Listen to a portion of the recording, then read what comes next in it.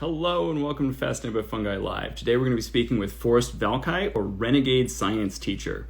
So Forrest is a guy that I've run into on TikTok, as well as YouTube and Instagram and Twitter. He's on all the social medias. But he is a fantastic science communicator, one of my favorites out there. He talks a lot about human evolution and some of the basics of science, and I think he does a really good job of making science relatable and accessible to people from all backgrounds.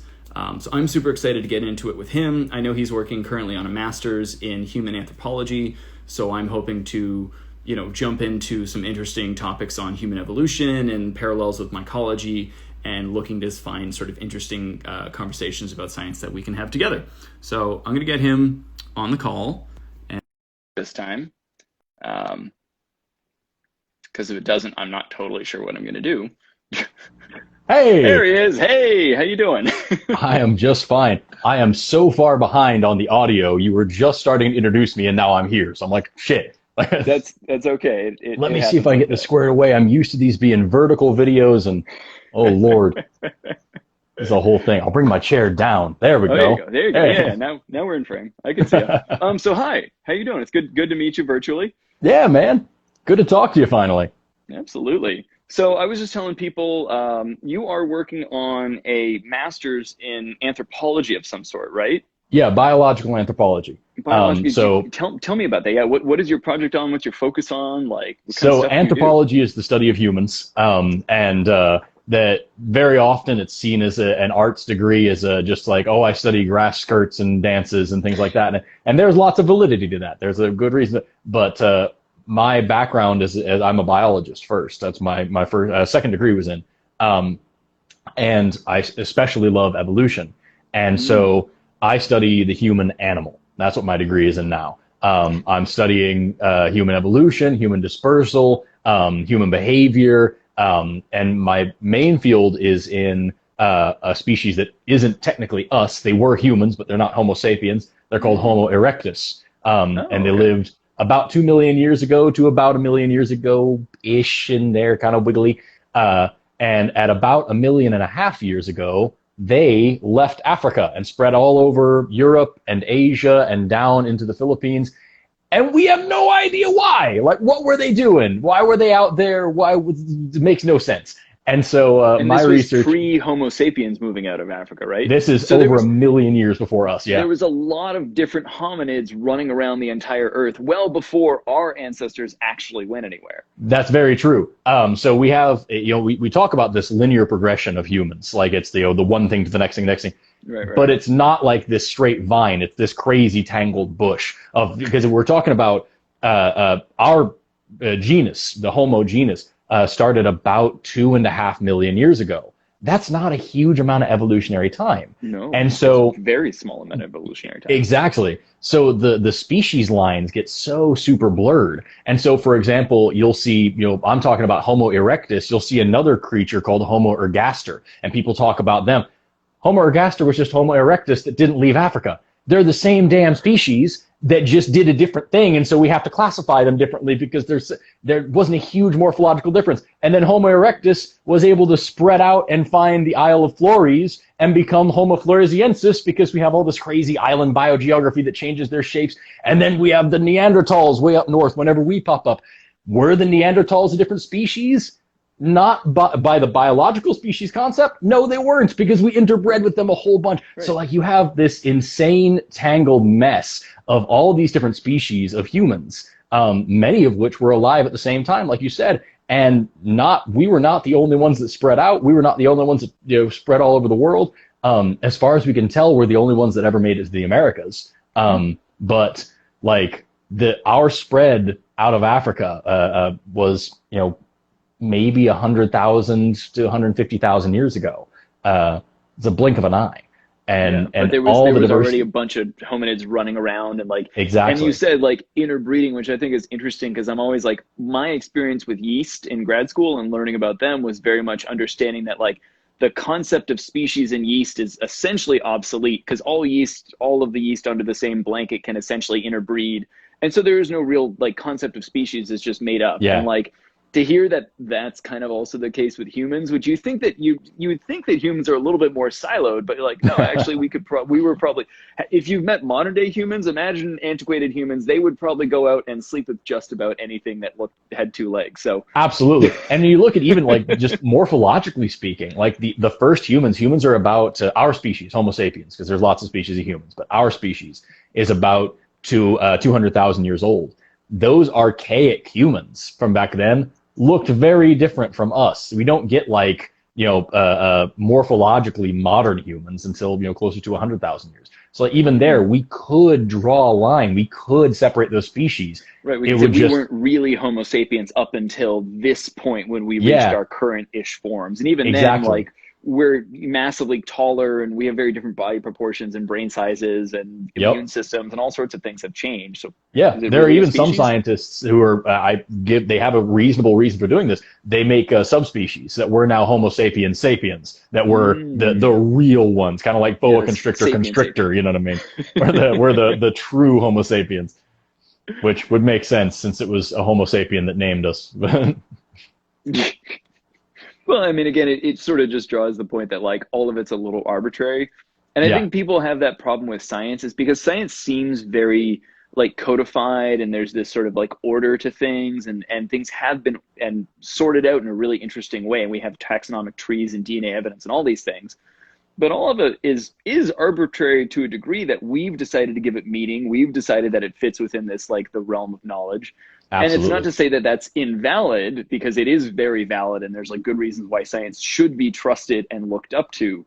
But it's still like the idea that our knowledge is all very much on this gradient and things get there's a lot of gray area and you have to kind of become comfortable sitting in that ambiguity and that space where you're like, we don't know, and it's okay that we don't know because we're still figuring it out. And even if we do figure it out, we may still not really understand it. Yeah, that's a super important lesson for people to get, because especially, you and I are biologists.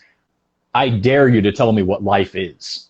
I can give you a list of like what it does, some qualifications, and I can also give you a bunch of living things that don't do one or two of those things. So like all we have is like nature's doing whatever the hell it wants all the time. We're just trying to put labels on those things, and that's not always effective or easy or clean or anything.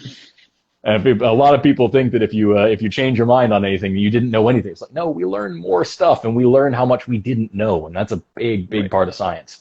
Right, and that's a huge part of science. Just be like, I don't know, and it's okay for me not to know because I'm taking in new information and I'm assimilating things that it's changing my view. And I think the important part of like a hypothesis is people like really don't understand that a hypothesis is a model, it's a guess at something, and you can never prove a hypothesis. You cannot prove truth. You can only disprove something that is not, there. So you're always kind of reforming your model a little bit, reforming your idea. And that's so important because you have to take the new data and integrate it with what you know already. And just because you have something that goes against what you know already doesn't mean that what you know is untrue. It just means you might have to shift things around till it all kind of like gets in and makes sense together. Exactly. The way I always say it is you never prove a hypothesis, you fail to reject it. If you can no longer find anything else, then you're just going to go with this for now.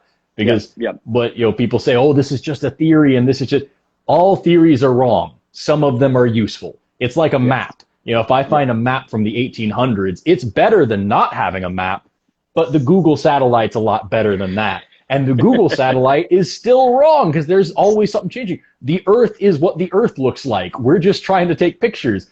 And science is the exact same way, is that we're always just trying to find an accurate model, an accurate representation of reality.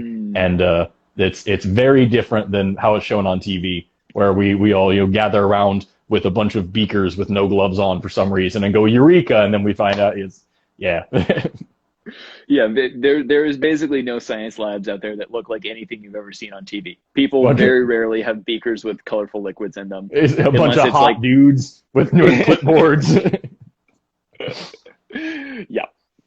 Okay, so what you're specifically looking at though is like, was it a population of like some of the earliest hominids that came out of Africa that were in like somewhere in Israel or something like that? Was like this like 1,000,000-year-old population of hominids. Like, tell me about that.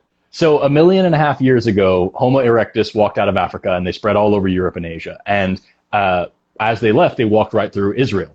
And so there's this place in northeast Israel called Ubadia, which is an archaeological site that I'm working on now, where we're digging up the oldest Homo erectus fossils outside of Africa. But I am not there for the Homo erectus fossils, because even though they're what I'm studying, I want to know what the environment looked like to figure out why they were there in the first place. So I'm digging up fossils of deer. And taking samples of the tooth enamel from those fossils, or what would have been the tooth enamel, in order to extract stable carbon and oxygen isotopes. And the way this works, I won't go into a huge amount of depth because I don't want your audience to fall asleep, but basically there's different isotopes of these elements, and they move through the environment differently based on the temperature and the vegetation. So there's different kinds of plants, C3 and C4 plants. C4 plants are a lot more tropical. They're going to have a lot more heavy carbon isotopes. Oxygen evaporates slower and precipitates faster. So if this deer has a lot of heavy oxygen in it, that means it must have been really hot that this was able to evaporate in these great quantities and fall down to the surface water and then be absorbed into the leaves that it was drinking and eating from and all these different things. So by finding a greater proportion of these heavy isotopes, we can tell the temperature and the environment and the vegetation and the ecology of this region. We're just kind of putting puzzle pieces together, and mine is just one puzzle piece that will fit into this slot, and that'll help us do what we call paleoclimatary and paleoecological reconstruction. Paleo just meaning old, and we're reconstructing this region 1.5 million years ago to figure out why the hell Homo erectus was there in the first place. If it turns out that this is all just more savanna grassland, it has the same kind of plants, it has the same kind of temperatures as whatever, then they were just passively diffusing. They found a new place to walk, they walked there, whatever. But if it's different, if it's like a jungle, if it's really lush, if it's insanely arid, if it's insanely cold, if it's whatever, then that means that there must have been some kind of, to sound romantic, uniquely human quality about them that made them interested in exploring this new place and like gave them that ambition to go out and try something new. And by doing so, develop into several different species all across the Northern Hemisphere. And that, to use a scientific term, would be fucking cool.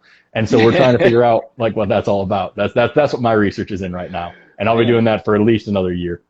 That's cool. I mean, that makes me like, my brain is worrying in the background about, you know, mushrooms are part of that carbon cycle as well. And like worrying if there's like ways you could track certain like heavy nitrogen species or like looking at carbon species to like get a sense of like, what was the mycelial population? Was it temperate forests? Were there a lot of ectomycorrhizal, mushrooms? And I think an important thing to think about is that mushrooms have, for many animals throughout history, been a really important source of food and protein. Deers and humans included, and I'm sure that like early man was pretty keyed into the fact that like there was some that could help you, there's some that could hurt you. That's part of the allure of mushrooms, is they always have that slightly unknown quality. But I'm sure even then there was people who kind of figured out like, this is good, that is bad. There is colloquial knowledge that goes along with it, and that's a big part of survival and understanding your environment as well. Yeah, absolutely, and it's interesting because we don't know, or at least I don't know, maybe there's somebody who does, we don't know what these people knew. We don't know how familiar they were with the plants and the vegetation, the fungi in their environment. We know that they use tools. Homo erectus made the best tools in literally over 1 million years. The first stone tools came from the first humans, Homo habilis, and they stayed the same as what we call the Oldowan complex of tool making for 1 million years. And then Homo erectus came along and made what we call the Acheulean complex, which is totally new, awesome, like choppers and flakes and axes and all sorts of cool stuff. And we have a tremendous amount of evidence that they use these things for like defleshing animal meat and like, cleaning off bones, and for smashing bones open to scrape out bone marrow. Also, Homo erectus was the first species to master fire. They learned how to control fire, and they were cooking. And we have evidence of like burned, charred bones that they were scraping meat out of and using these stones. So like, we know that they were incredibly adept in their environment and they knew like how to live. We don't know like what kind of like knowledge they had about the plants around them or the mushrooms around them, what was good, what was bad, if it was just randomly picking stuff up, if it was trial and error, if there was some kind of shared knowledge, because at that time, we probably would have had some kind of a proto-language. We had a hyoid, we had non-honing teeth. Language would have been possible. So these things point in this direction. I couldn't even imagine how we could assess that. But today, like in the world now, there are tribes of people that don't have numbers past 3. They have the number 1, 2, 3, and more than 3. And if you show these people a pile of 5 things and a pile of 10 things, they have a genuinely hard time telling them apart. But they have an encyclopedic knowledge of every single plant within 100 miles of their place because they just use their brain power for something else. And they can tell you which plants are for what and where they grow and how they grow and what they treat and how far away this herb is from that one. And like better than any botanist could ever dream of. So I imagine these creatures, you know, living 1.5 million years ago, they didn't have the TikTok to worry about. But surely, if they were this intelligent, they would have had an immense knowledge of their environment around them. And I think that would have been an incredible thing to get to know. You know what I mean? Yeah, no, that's super. And it's amazing to think about that because I've certainly thought about like the concept of, we used to think a lot more about stars in the sky. That was our version of TV. So we told constant stories about what was up there. And now we have lights and, you know, TVs and things to fill our eyeballs with. But, you know, in a world where no entertainment exists, you make your own. In a world where no Wikipedia exists, you make your own. You construct your own knowledge and your own sense of being. And I think it's really interesting that you mentioned that Homo erectus was there using fire and using potentially language and, you know, these things that we associate very much with human traits. You know, like 1 million years ago, there was a slightly different species of hominids doing all these things that we ascribe as being human behaviors. Yeah. And then how far have we evolved in that 1 million years? There's clearly been a lot of changes, but these things that we counted so core as to our humanity were actually not even our humanity. It was someone else's humanity, right? Precisely. They were conscious beings. Like, we can't look at them and say, oh, that's, you know, they're on par with a fish. They don't think. Like, no. They clearly had brains. They were, you know, they're very intelligent. They had stories. They probably made their own creation myths and all these things. And I think that is just super fascinating. And one of the things I wanted to ask you about was the idea, and I know you've heard about this, but there's a concept out there proposed called the Stoned Ape Theorem. And this was essentially that human beings used to often track along the migratory pathways of, you know, I don't know, water buffaloes or whatever animals in Africa, savanna plain kind of things. And, you know, they were hunting and following these herds. And in the droppings of these big animals, there'd be dung-associated mushrooms that would come up. And specifically, the hypothesis was that they were psilocybe, which are these, you know, magic mushroom containing things with psilocybin. And humans might have eaten one of these things and had a eureka moment and suddenly developed language because they ate a mushroom. Which, if you're on mushrooms, sounds very plausible because you're like, yeah, my brain is exploding right now. That seems like all the possibilities in the world, totally. But like, if you actually look at science, the development of language and evolution particularly, you're like, that makes zero sense because language, cultural practices, and these things evolved over like hundreds of thousands, if not millions of years. And like, clearly the advent of language and tool making and fire happened well before Homo sapiens were even a glimmer in anyone's eye. So do you have thoughts on that sort of Stoned Ape Theorem and like what that might have looked like? It's one of those things where it has some explanatory power. And it's not completely absurd. It's not out of the question, but I think that it makes a lot of promises that it can't keep, and it writes a lot of checks that it can't cash. And what I mean by that is that, like, the effects of psilocybin on the brain are that it gives you immense, like, positive feelings, that you feel invincible, you feel like connected to everything, you see incredible geometric relationships and patterns and shapes, you feel euphoria, you feel all these things. It's very reasonable to say that somebody who takes this and has never experienced that before would have a deep spiritual experience, or what they assume to be. It may encourage them to be, you know, more ambitious. It may encourage them to be more heroic and courageous. It may encourage them to go hunt the big monster that they aren't afraid of anymore, because psilocybin is really good at crushing fear, as you see in a lot of studies now, handling like PTSD, anxiety, depression with it. Those things, if you want to say that it's like helped lead into culture, or even like kind of the human spirit, so to speak, that it doesn't not make sense. The problem is, number one, you have no way of actually gathering empirical evidence to support that. If you do, I haven't heard of it. There's no way that I can tell that I'm talking about isotopes that are fossilized that talk about how precipitation works in vegetation. That's cool. I have yet to see a way to fossilize tripping balls and like have that like preserved in like the fossil record. So like I just don't see that. And then it also makes a lot of really big claims, like for example, language, language wasn't a singularity where one day we all woke up and decided, hey, let's name this thing. We had to develop a hyoid bone to control and move our tongue around, the only bone in the body that isn't connected to another bone. That's a big development. We had to develop non-honing teeth. We used to have canines like gorillas and chimpanzees and orangutans do that had what we call a diasterna, a little place to slot into. When we got rid of that, now I can do this, that other apes can't do that. We can move around our jaws in different ways. The way our cheeks and our lips and our tongues and our pharynx are all shaped are all very different, which is why there were old studies on trying to get chimps to talk. And they would be like, hey, if you say the word cup, I'll give you the water. And they'd kind of make a weird, but they don't have the equipment for it. So you just ended up with really unhappy, thirsty chimpanzees. It's not a thing you could just train. It's something that has to evolve. And evolution doesn't happen when you eat mushrooms. It happens over a long period of generations. So it's a really cool idea that isn't insane, but it's making a lot of big claims that it can't back up. And it's like I said, it writes big checks that it can't cash. There's just no way to back up these claims the way that they're having them.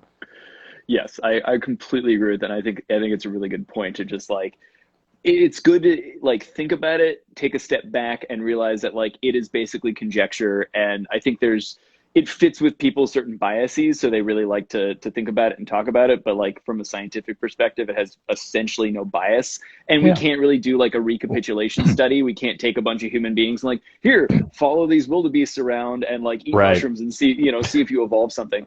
And I mean, and like what I want to get at too is the idea of evolution is there's certain things that'll happen very slowly, potentially over hundreds of thousands of years. But then there's other things that can happen within the span of a generation or two. Yeah. And we have very definite mechanisms for that evolution because there is the slow selection of generation to generation of particular traits that are beneficial. And then there's the, that's in your genome, your actual DNA. And then there's another layer on top of that called your epigenome, which has a lot to do with how your DNA is folded and expressed. And so this is when we say we have 98% sequence homology with chimpanzees, but we're clearly not chimpanzees. It's not that 2% is where all the differences are. No way. The differences are in the epigenome. It's where our sequences are differentially expressed, how they're folded, the types of proteins that come out of them, and then how those mRNA transcripts are processed and translated into protein and modified. That gets deep pretty quickly there. It's also important to point out, and I'm sorry not to cut you off, but no, just speaking about that thing with the 2% chimpanzee, that's something that gets thrown around a lot. I throw it around every now and then just because it's an interesting talking point. But like, it's really important that people understand how we get that number because it's your DNA is made of letters. It's A, T, G, C. If you go letter for letter with our genome, it's way, way different. Totally. Or you can go gene by gene. How many genes are different? And then you get a pretty close number. If you go chromosome by chromosome, we have one pair of chromosomes less than chimpanzees have because our chromosome 2 and 3 fuse together to make our chromosome 2. So like that's a huge difference. If you're talking about like the difference in DNA, a whole chromosome off, are you kidding me? So like it's 1.87%. Using very conservative estimates that ignore a lot of things. And like, it's one of those things that's not super wrong. It's just the way people say it oftentimes isn't right. Right. Well, and a lot of that stuff is probably sequences that are conserved throughout evolution. Yeah. So there's a lot of homology of stuff that is essentially not expressed or is, there's a lot of our DNA that's like old viruses that jumped around, and a lot of that has been compressed by that epigenome I'm talking about. Where they're like, okay, let's shut down this old virus, and this is from when we were chimps, and we're going to shut it down. It's not disadvantageous for us to keep having it, and maybe there is some small advantage to having like a larger genome versus a smaller genome. If you're a microbe, you're constantly trying to shed genes. If you are a yeast or a bacteria, you're entirely dependent on how fast you can replicate. And so you're always trying to pare down your genome. And that's, viruses and these other things are like basically lean, mean, microbial machines. Whereas human beings, like, we have this super long generation time. We have, tons of cells in our body. We can tolerate having a much larger genome. And there's probably benefits, evolutionary benefits, to having a lot of extra sort of flexy space DNA that we can kind of play around with as we need to, basically. There is, but it's totally different than, like, you're talking about microbes. Like, a lot of people, when they talk about evolution, it just comes down to there was a mutation and then this new trait popped up. And that's not super wrong. But, like, when you look at other ways that shit can happen, like, for example, in microbes, you have transformation. You have horizontal gene transfer. Yes. You have conjugation. Naked DNA going from one, fungus to another kind of thing. And they can just do that. A fungus can be like, "Ooh, I like what that bacteria is doing over there. Let me take some of that up." Yeah, they can literally just absorb DNA from other things. One thing that freaks people out when I talk about it, you can take a virulent bacteria, a bacteria that is harmful, kill it, put heat to it, completely dead, and then put harmless bacteria in with the dead bacteria, and the harmless bacteria will scoop up some of the DNA from the dead ones and become harmful bacteria. Are you kidding me? Can you imagine if we did that shit? That's so crazy. And you have all these different mechanisms by which these things can change. One time during my undergrad degree, we were doing a genetics course, and I made some bacteria resistant to antibiotics for funsies to show that I could, by just taking a plasmid of this resistance. A plasmid is a little section of ring-shaped DNA that just kind of extra. And literally, I just took the bacteria, got them hot, got them cold, got them hot, got them cold, got them hot, in order to kind of break the cell wall open, and then just swirly dude some extra DNA in there. Just literally, just here's some DNA, y'all. And they just ate it. And then I was able to smear them on a plate with penicillin on it, and they lived. And it's nothing like a human at all. It's so different. Yeah. We can't do that. I saw you with some video the other day where some kid was saying you could like lick a seed and somehow the seed would like sense your DNA. And I was just, none of this. I've been sent that video a lot. They think that if you spit on a seed, the seed will absorb your DNA and be able to read what deficiencies and diseases you have. And then the plant will grow as medicine just for you that can like give you the nutrients you need. Just literally any part of that. How? Any part of it. None of that, yeah. Maybe if we were like made out of agrobacterium and we could somehow at least like transfer our DNA into, even then it doesn't make any sense. Just any one section of this my God, I can't handle it. You are the ultimate engineer of what you eat and what your body needs. And that's, we're still learning exactly what that stuff is, but there's definitely like tailored nutrition. And I guess that's where I was going, is one of the things I want to talk about was this like long evolutionary time point where we're thinking about the evolution of features that we have. And then there's more immediate things about like what we eat, and the generation before you and the way they live their life can impact your life depending on the practices that they went under. If they faced a lot of starvation, you might end up with some genes that helps your body survive starvation a little bit better. And it's not necessarily the gene has changed, it's the activation, the regulation, the expression of that gene that is getting passed on to you through your parent as a result of the stress that they've lived in their life. And so that's epigenetics, sort of this non-Mendelian inheritance type of thing, where we're looking at not genome-based things, but sort of an epigenetic, like the way that these things are folded and compacted and expressed. Great example of, I'm sorry, go ahead. Yeah. No, I was going to say there's a ton of examples, and boom, what's the good example? There you go. So a great example of exactly what you're talking about as far as starvation and nutrition. The Dutch hunger winter during World War II, the Nazis occupied this town, this little Dutch town, and they, at the end of the war, were losing badly, and so they took literally all of the food out of the town and sent it to their peeps back in Germany, and these people in this village starved to death. Hundreds of thousands, or not hundreds of thousands, but thousands and thousands of people starved to death. The ones that survived tell a very interesting story. If you were a woman in your second trimester when this happened, because the second trimester is when the embryo is kind of learning, like, what's the world that I'm about to go into like? What do I set up here? Women in their second trimester of pregnancy that survived this hunger winter, their babies have like several 100% greater incidence of obesity, of heart disease, of diabetes, of all these like overeating and obesity related diseases, because of what you said, an epigenetic change. They don't have any new genes going on there, but the genes that they do have been methylated in such a way that they're expressing that they soak up every single calorie from everything they eat, like a pig does. Pigs, that's how they live, off of roots and tubers and scraps, and they get fat anyway because they soak up every last little bit of nutrients.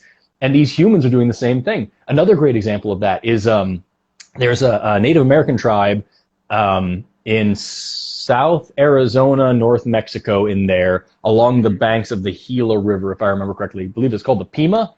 Yes, I think it's the Pima people. And they live in the freaking desert. That's where they've adapted to.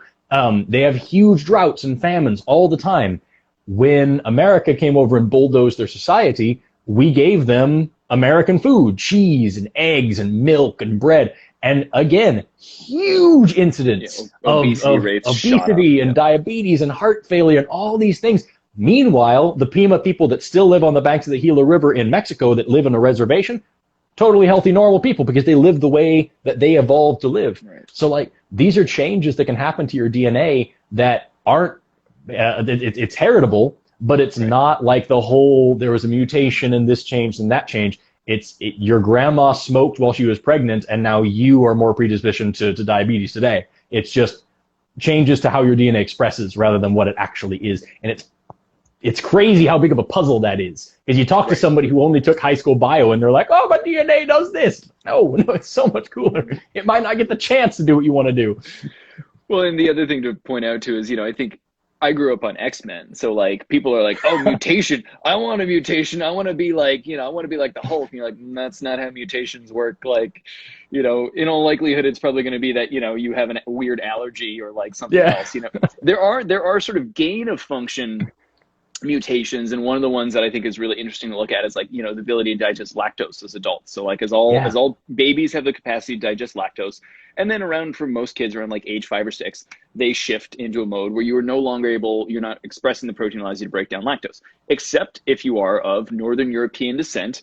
You have like an 80 to 90% chance of being able to digest lactose. But if you're from like Southeast Asia, you have like a 0.02% chance to drink lactose. And it's like very much based on the selection of the environment that you were in. And, there's other places in the world where it's more like 40, 50%, but like lactose intolerance is probably more common than lactose tolerance, because it was people who had to go through this evolutionary selection bottleneck for surviving cold winters or something like that. So because I'm super pale and my ancestors probably survived cold winters, like, I can eat most of the dairy I want. But again, you can lose that as an adult if you completely stop eating milk sugars. That gene may stop expressing itself. And so a lot of people become lactose intolerant if they just like stop eating milk for a while, and then, you can't get it back. that's absolutely right. Too, so it's one of those weird things that, like, we make so many, especially because, white society is usually lactose tolerant, but like, there's a lot of we act like lactose intolerance is this huge hitch for people, and we sell all these products to counteract it. That's the norm. That's biologically, that's what it's supposed to be. And you and I are the weirdos here, that I'll eat ice cream and I feel fine. And like most of humans throughout history would find that incredibly strange. Right. And it's a good point evolutionarily too, that like, if most people are probably not eating this stuff, it's fine that that's not a big part of their diet. And so I love that there's a lot of dairy alternatives out there. I don't personally like them because I really like dairy, but like I'm an addict. But it's, most people, everyone needs to look at their own nutritional needs as to like what their personal history has been, and like maybe what their parents ate, or like you're talking about. I know with like Polynesian populations and stuff, when people get away from eating a lot of spam and processed foods and things like that and go back to more traditional diets, like you see a massive increase in health very quickly, because people are like, whoa, this is what and it's not keto, it's not a diet, it's just like, here's what we used to eat, here's what my body evolved, and the amount of calories I needed and the types of protein I needed, and like we have all evolved and we come from different backgrounds. And I think it's really interesting as we homogenize society, like people trying to make sense of that stuff through these weird diets. But like at the same time, like a diet is essentially like a prescribed eating disorder. And so it's really important to understand your own nutrition, to know like, here's the things I really need, and then here's these things that I'm being told I want, but maybe don't need, So that's one thing, like, I can always say, if anybody who tells you if you do this thing, you'll now lose weight, and that thing isn't just never eating again, or it's just they're bullshit. They're trying to sell you something. Yeah, and like absolutely. The reason is that you can't sell a diet book that just says eat a lot of fresh fruits and vegetables and get on the treadmill whenever you can. There's no money to make in that. That's the whole pamphlet. No one's going to do it. One of the big ones that I see repeated over and over again is a real lack of fiber.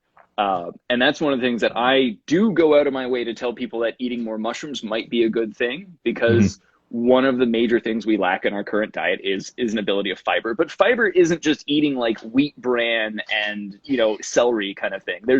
When we talk about dietary fiber, we mean a diverse set of different foods, and not just that like having psyllium fiber pills will like help your body suddenly function better. It's like the food in which you're eating is embedded in the actual fibers, and chewing it and masticating it and working through it is how you absorb nutrients and how things become bioavailable in your body. Mushrooms are a fantastic source of complex polysaccharides that we like don't think that much about as food beyond like, oh, maybe I'll have some mushrooms on top of my steak or something like that. But it was probably traditionally a huge part of human diets. And so like, I'm very much of the thought that like we could massively increase or like make human health far better if we cut down meat consumption and just like replace that with some mushrooms. Not to say we get rid of meat, but just eat a little less meat, eat a lot more mushrooms. And I'm so down with mushrooms, and I'm so down with bugs. We could get dude, all those things. I would love to incorporate like cricket protein into more things, because like it's the same thing as the mushrooms. It's chitin. That's what you're getting. Yeah. Oh, chitin's a polysaccharide, but still, we used to eat a lot of bugs too. So it's it's a very good thing that we should, if we want to go back. Don't go keto and eat a bunch of like cheese crisps. No, go eat cricket crisps, For real. That's true keto. Do you have a favorite mushroom that you've eaten? Or like, oh gosh. Honestly, like I love just getting like regular ass, just like white buttons, just like the normal style, and just put them upside, like you pull the stems out, clean them nicely, put them upside down in a pan so they're cups facing upwards. Throw a little bit of salt and pepper on there, and don't do anything else. Don't put oil, spices, whatever. Just put them normal style down the pan and let them just kind of hang out, and they'll start to sweat, and those cups will just fill up with juice and deliciousness. And then you can just flip them over when you're ready, and they'll steam themselves through. They're nice and brown on the backside. So nice, because it's just the raw flavor of the thing. It's not like this crazy thing that you made all this different stuff. So like, that's my favorite way to consume mushrooms, just as they are. I'll eat them just straight. I love them. I would like to incorporate more of a variety, because the only other times I really get to use a lot of them is when I'm cooking like Asian food. If I'm making like a dope tom yum soup or something, I'll throw in all sorts of enokis and wood ears, and I'll go nuts with the king's trumpets and the lion's manes. I'll fill that bitch up with mushrooms. But like, that's the only time that I really get to have a diversity, because there's no other recipes that I know that it just get to enjoy them. I mean, the thing I can tell you from doing my cooking is like, everyone's always asking me, what do I make with this? And I was like, make whatever you want to make, just put the mushroom in it. Make the exact food you were going to make before, just put the mushrooms in, because they will fit into anything and they're super versatile. People always think you have to make a dish around the mushrooms. Like, no. Just make whatever dish you want and throw the mushroom into that, and you'll be great. And you can use virtually any kind of mushroom and it will still be good. So that sounds rad. I'm actually going to try that. I was thinking, because I was going to go down to the Asian market in my town not too long from now, and like they have these gigantic like bundles of enoki mushrooms. Long, skinny, noodly guys. And like, next time I'm making Alfredo or something, you wouldn't even notice they're in there. They just blend into the noodles. Yep. That sounds tight. I'm going to write that down. I'm going to do that later. Thank you for the inspiration. I'm thinking about it a lot, but it really is easier to eat more mushrooms than you'd think, because they go with everything. And like you said, just throw them in and you're like, oh, I had no idea they were potentially even in here, because they just felt so natural in my mouth, and the flavor works with everything. So it's a good one. Okay, so here's one I want to ask you about. Yeah. You're on TikTok. I'm on TikTok. We are. It's the wild, wild west of social media. There's a lot of, some of it is intentional misinformation, and some of it I think is sort of like just not having the capacity for critical thought, or not understanding really what they're doing by doing some of the stuff. And I see you not necessarily debunking, but generally being very, very nice to people, because this is why I don't do it, because I wouldn't be nice to people. But you call call out these videos and say, hey, this is sensationalist or this is misinformation. And those videos often do very, very well because misinformation blows up and goes viral very easily. It's much harder to actually get good information out there. And yet you do a pretty good job of it. So like, do you have a process when you see something like you identify it as misinformation? How do you think about going around how to address it and get people to kind of shift their thinking on it? So I've been an educator for almost a decade, and I've experienced in classes from everything from pre-K up through like sophomore college that I've taught that there's certain ways that you have to broach these topics, because if you just tell somebody this is wrong and here's why, very often they will just say, oh, well, you're wrong, and I don't need to tell you why. They'll say, well, you do your research, and you're like, exactly. The phrase "do your own research" is become synonymous with just trust me, bro. Because honestly, like if I always encourage people to question things. I'm wearing a shirt today that says "question everything," because that's the main good shirt. Thank you. You can buy it on my merch store. That's the main key of science, is to ask questions about absolutely everything. Nothing is sacred. Nothing's off limits. But the problem is when people don't know how to ask questions properly, they don't know how to research things properly, they end up going to whatever the first link on Facebook is that says, this is a thing. No, really, some guy said so. And they're, oh, shit, some guy? Wow. And especially if it happens to fit your bias, which you want to believe the thing you think already. Exactly. So you have cognitive dissonance that stops them from learning anything new. You have a confirmation bias that keeps them locked in their little echo chamber.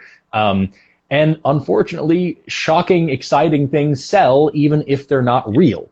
Yes. For example, one of the videos I did recently was a woman saying that humans aren't evolved to eat meat because we have teeth that are just like a giraffe's, and that proves. And she calls giraffes omnivores, and that means that they only eat vegetables. No, it fucking doesn't. And then she shows a picture of a giraffe with human teeth, and it has the Photoshop logo in the bottom corner. And it's literally a thumbnail from a YouTube video on how to Photoshop. So it's just nonsense. And that video has millions of views. And my video explaining why that's fucking dumb is getting up there in views. But generally speaking, all that happens is it sparks a controversy with people saying, oh, well, do you really know? And how can you know? And how? So they're willing to believe this thing that says, oh, everybody's supposed to be vegan. But if I say, actually, we evolved in this way, well, how do you know we evolved? Why were you asking her the damn question? What's wrong with you? I did another video a little while ago of someone saying that all dinosaurs are fake. They were actually just dragons. And that's another one that we were able to get through the video, but then that person immediately blocked me, and they still have millions of followers listening to their bullshit. You've got Only Jayus on TikTok, the one that said a bunch of racist shit, a bunch of ableist shit, and all sorts of other reasons why she shouldn't be taken seriously. And I only just heard of them.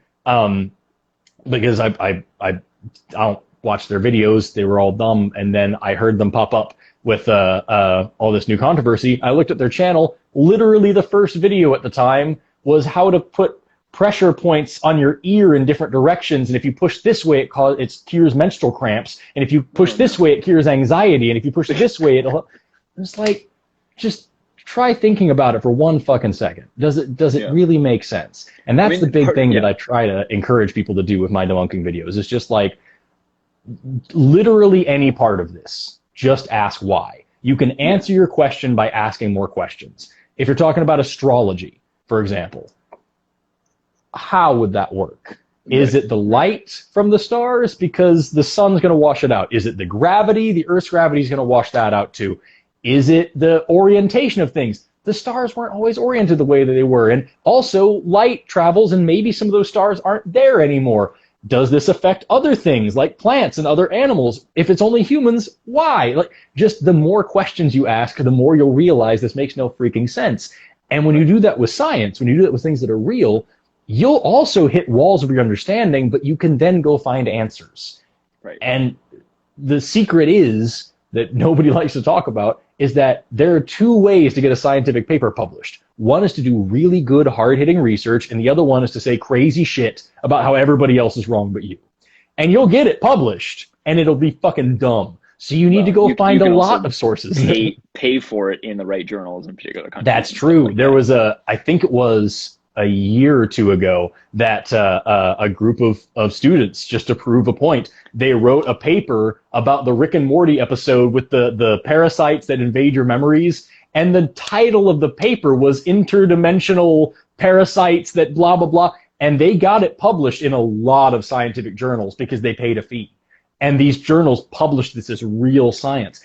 Like, you have to be able to question even yourself, and you have to know how to learn new things. And that's a very tough thing. So to answer your question of how I do this, the reason why I'm so nice is because I don't want to scare anybody off. I want them to question me as well, yes, and just start asking these questions, because that will hopefully lead them down the path of learning that the very best case scenario that they don't know either. And that's great.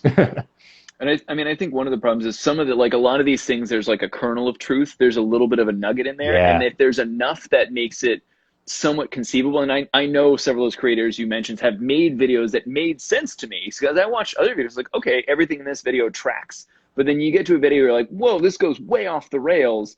And it's really hard for people to differentiate between like what is legitimate and then what's off the rails if part of you is still on the rail. Yeah. And that's, I think, what makes it so difficult. And that's why it's like, I feel a sense of responsibility as a science communicator to get out there and try to just continually put out good information, because we really have no other tool to fight against this than to like stand up and be like, okay, well, that person said this, but like, here's what's real.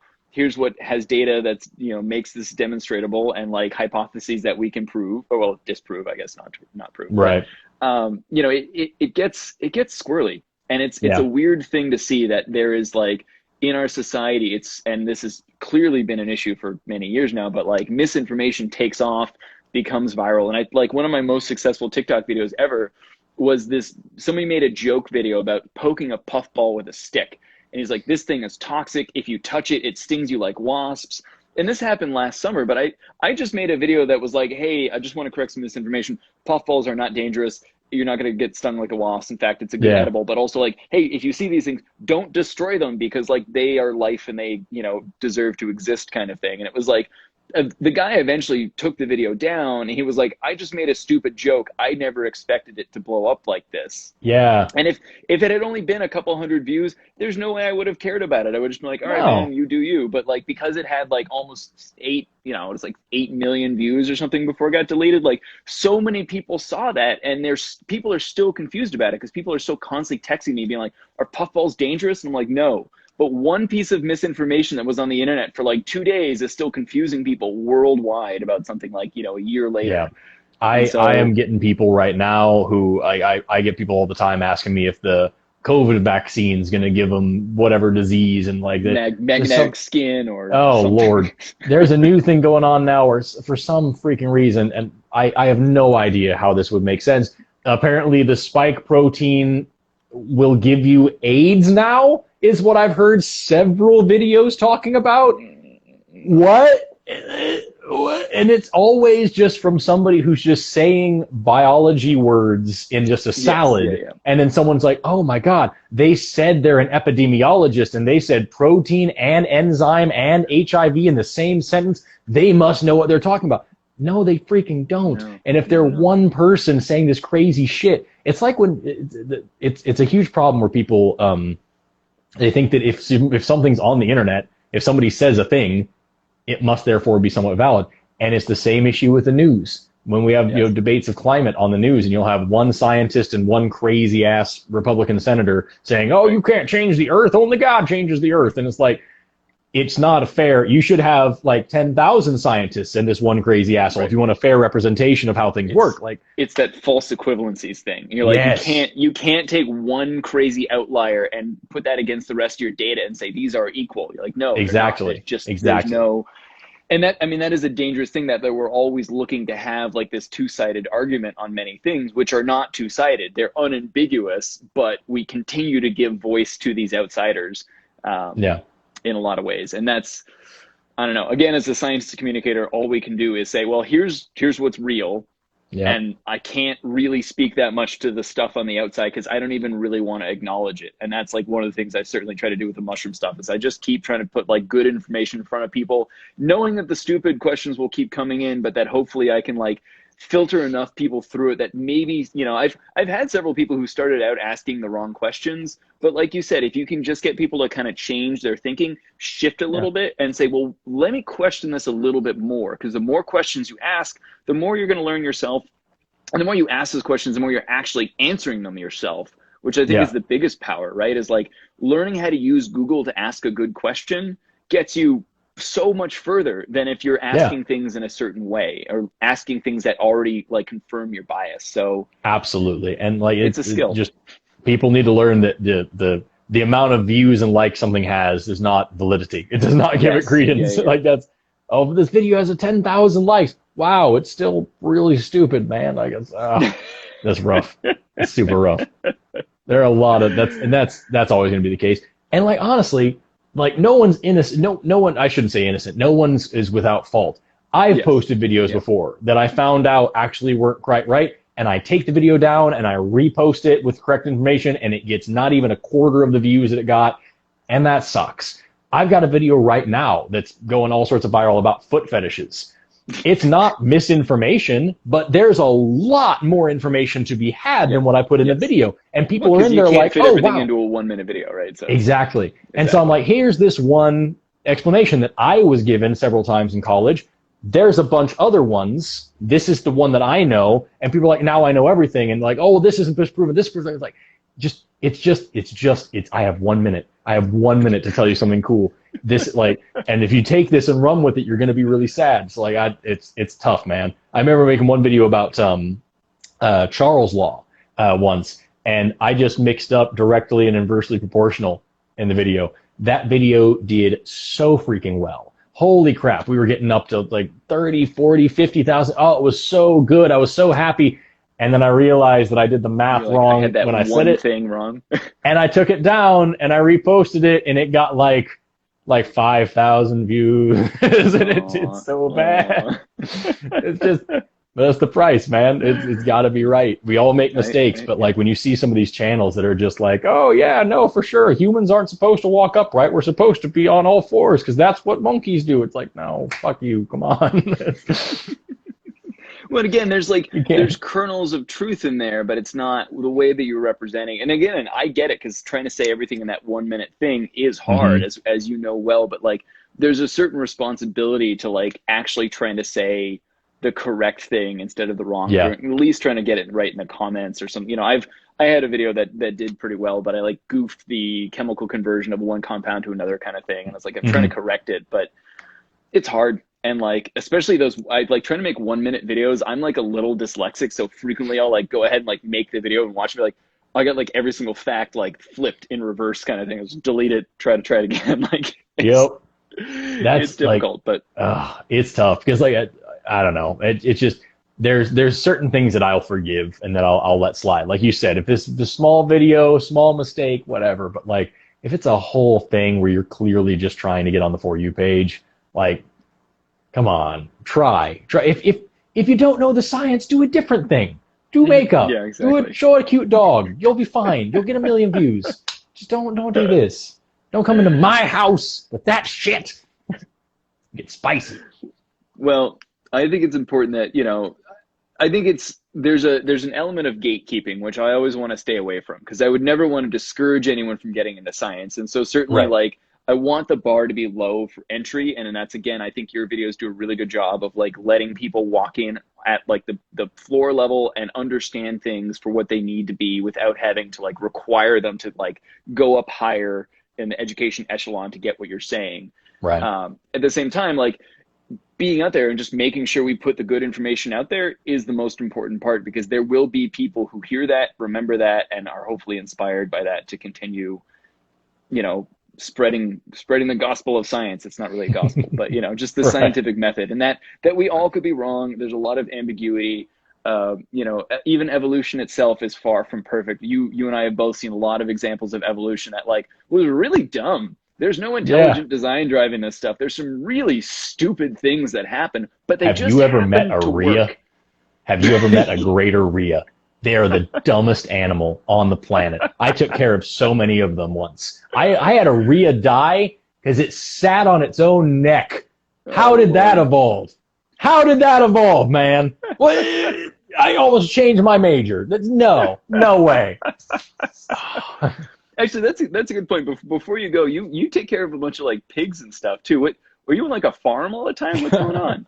No, the animals in my videos. My last job was at an exotic animal sanctuary. I took care of lots of snakes, lizards, birds, tortoises, arachnids, primates, you name it. And now at my house here in Oklahoma, I have 2 pot-bellied pigs and 2 chickens, and those are my pets. Nice. The pigs are our garbage disposal, and the chickens give us breakfast. Excellent. Yeah, and so nice I only recently recently started So I only recently started posting some videos about them just for funsies, but I just have a little homestead. I grow vegetables. I have some animals that I take care of, but it's not like a whole ass farm. We live in suburbia. I've got not even an acre to sit on. It's just a little house with a little fence and a couple of pigs.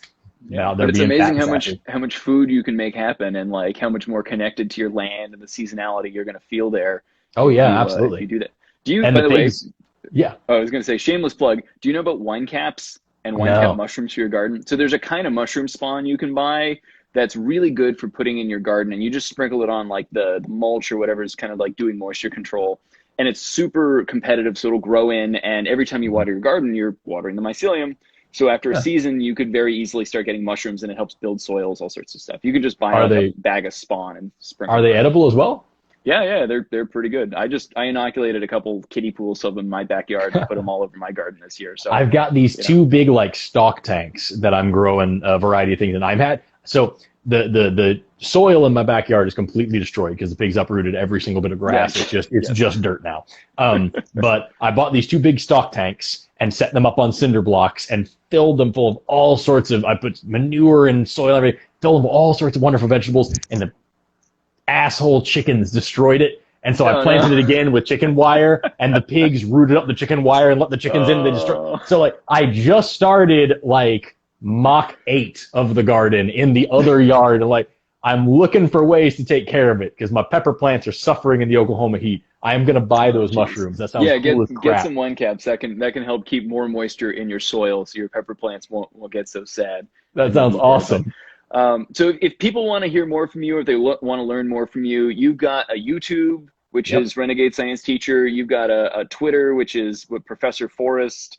You're on TikTok. You're here on Instagram. You have a website, which is Renegade Science Teacher for now, but in the future will become Valkai Labs. Yeah, we're kind of rebranding everything because I'm doing so many different. I have this podcast, and we're doing the teaching stuff, and I do live shows, and I do all this other stuff. What's the name of your podcast? I'm not comfortable with this. And it's named that because I got asked to do a podcast a whole bunch, and I super didn't want to because I'm not. Who the hell am I? I'm just some dude. Yeah. I'm gonna say something that's gonna piss somebody off and hurt somebody's feelings. I don't mean to. It's not really for me. And I just decided to lean into that. And so I made a 90-minute podcast episode with a good buddy of mine who has experience with it, just talking about why I didn't want to do a podcast. And that went very well. And now that's we're on like episode 12 now. We're just kind of doing it every week. Awesome. That's but yeah, we're just looking for a new way to get all these things out there to people. My TikTok, my Twitter, you're going to hear from me once every couple of months. I forget I have it. And then occasionally I'll post out some stupid science fact or something politically angry. Instagram, you're going to get a lot more politics out of me, as well as just like sharing things that I'm doing. TikTok is just almost exclusively just science. And my YouTube channel is a blend of all those things. I'm about to start some anti-theist vlogs. We're going to talk about religion. I'm doing, we have a show called Scientist, where I unbox, test, and savagely review science kits intended for small children. I like that. Thank you. We have the podcast hosted there, podcast also on Spotify and a bunch of other places. But I'm just looking for new ways to branch out and try to get as many people as excited about science and excited about the future as possible, because I swear by Darwin's beard, I'm going to drag this world into the 21st century kicking and screaming if necessary. Like, I want to be a part of that change. I want to make this place work for everybody. Yeah, I'm with you. I think, there's, especially as coming from a place of privilege, there's something we can do to help like push the world forward. Absolutely. And just keep putting it out there. So anyhow, thank you so much for joining me. I really appreciate it. It was an absolute pleasure, man. Always to to chat, and it's so cool to see the work you do. So thanks again. Thank you for having me. This was a lot of fun. It was an absolute pleasure to chat with you. I'm going to go buy these crazy wine mushrooms. Please send me the name of those. I'll shoot you a link so you can get on it. Thank you. All right, man. I'll see you later on. See you, Forrest. Have a good one. Cheers. Bye.